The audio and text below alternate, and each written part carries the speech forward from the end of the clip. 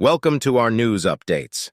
Former President Donald Trump is facing a possible fourth indictment, this time in Georgia, where prosecutors could soon file charges over his attempts to overturn the 2020 election results there. Fulton County District Attorney Fani Willis, a Democrat, opened the investigation in early 2021, investigating Trump's attempts to pressure Georgia officials to interfere with vote counting, the wrong voter scheme to subvert the Electoral College, and other attempts to do so defeat the will of voters. Before we continue, please support us by clicking on the subscription button and turn on the notification bell for more updates. Many of these incidents were also included in Trump's federal indictment on allegations related to the 2020 election fallout. Trump pleaded not guilty to 4 federal charges in this case last week. This investigation, led by special counsel Jack Smith, is separate from the Georgia state investigation. Willis is expected to spend a day or two next week, likely starting Monday, presenting his case to a grand jury. At least 2 witnesses have publicly confirmed that they were called to testify before the grand jury on Tuesday.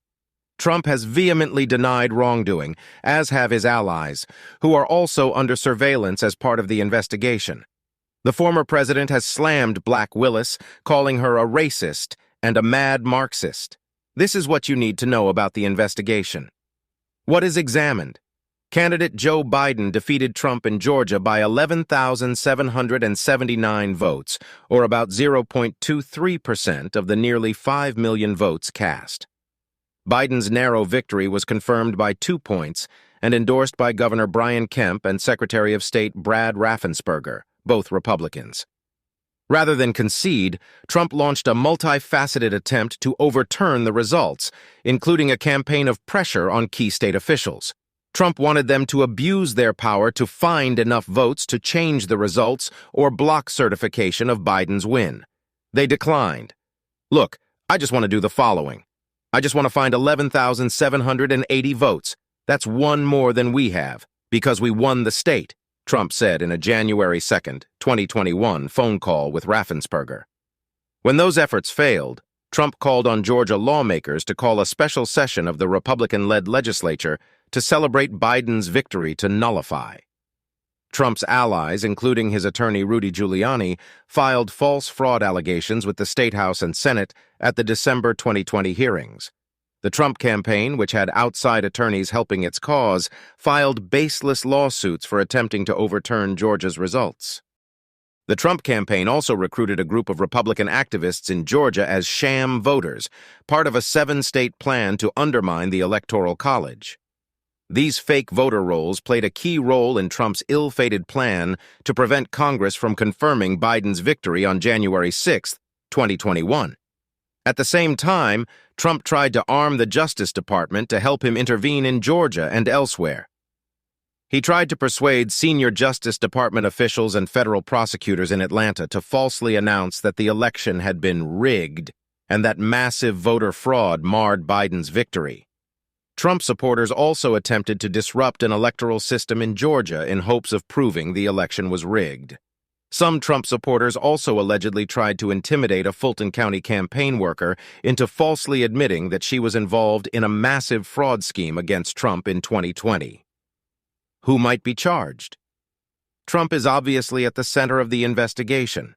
The special grand jury foreman, who had previously heard evidence in the case, hinted in a series of interviews that the panel recommended indictments against Trump and that there was a long list of potential co-defendants.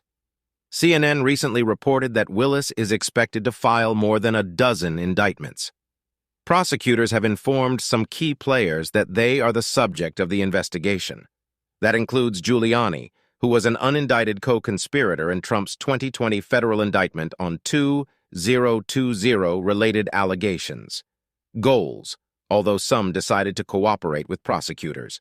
What crimes can be charged?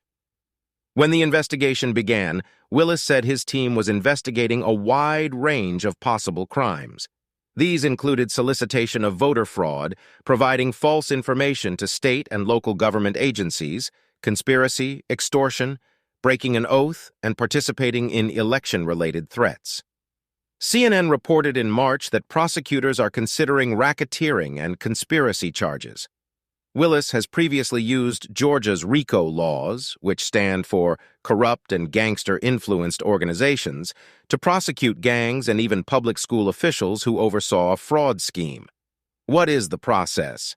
Willis's team is expected to spend a day or two presenting their case to the grand jury. To secure an indictment in the Trump investigation, 16 of the 23 voting grand jurors would need to be present. Once that quorum is reached, it would take 12 votes to initiate impeachment. CNN previously reported that several key witnesses have recently been summoned to appear, presumably as part of Willis's forthcoming file. That includes the former lieutenant governor of Georgia, Jeff Duncan, a Republican who is now a CNN political contributor, and former Senator Jen Jordan, a Democrat. Duncan told CNN's Frederica Whitfield Saturday that he had received a summons to testify before the grand jury Tuesday. Shortly thereafter, freelance journalist George Chidi, who was also subpoenaed, shared on social media that he had also received a similar notification. When a grand jury approves an indictment, a prosecutor and court officials usually bring the filing into the courtroom of the Chief Justice of the Supreme Court. This group then usually presents the stack of papers to the presiding judge, who examines them, signs them, and returns the signed papers. The group then takes the signed indictments to the clerk's office, where case numbers are assigned. Who is the prosecutor, Fani Willis? Willis was elected district attorney for Fulton County in November 2020 after defeating her former boss, a 6-year incumbent, in the Democratic primary earlier that year. He was sworn in on January 1, 2021, just a day before Trump's infamous phone call to Raffensperger. She is the first woman to hold this position in Fulton County, which is home to most of Atlanta and a few nearby suburbs. Biden won about 73% of the Fulton County vote in 2020. She's up for re-election next year so she could lead a landmark process as she fights for votes. When asked by CNN in 2022 about the possibility of impeaching a former president, he said, "I would imagine that we actually live in a society where Lady Justice is blind and it doesn't matter whether you're rich or not is poor. Black, white, Democrat, or Republican. If you broke the law, they will prosecute you." Trump has teased Willis throughout the trial, accusing her of partisan bias and saying she is only pursuing the investigation to further her future political ambitions. His criticism largely lacks support, although Willis made a significant misstep last year when he organized a fundraiser for the Democratic opponent of one of the people he was investigating, Georgia Lieutenant Governor Burt Jones, a Republican. Jones, who was one of Georgia's sham voters, was able to obtain a court order barring Willis from pursuing further investigations against him. Robert McBurney, the Fulton County Superior Court judge who issued the order, said it was a moment to think about for Willis, and that the visuals are terrible. But McBurney, who presided over the special grand jury and related matters, also praised Willis's handling of the investigation. In a recent judgment in a related case, he likened his professional conduct to the tide of personal abuse pouring out from Trump and his attorneys. In other words, the district attorney's office did a fairly routine and legally sound public relations job on a case that is anything but routine, McBurney wrote. What about the federal case?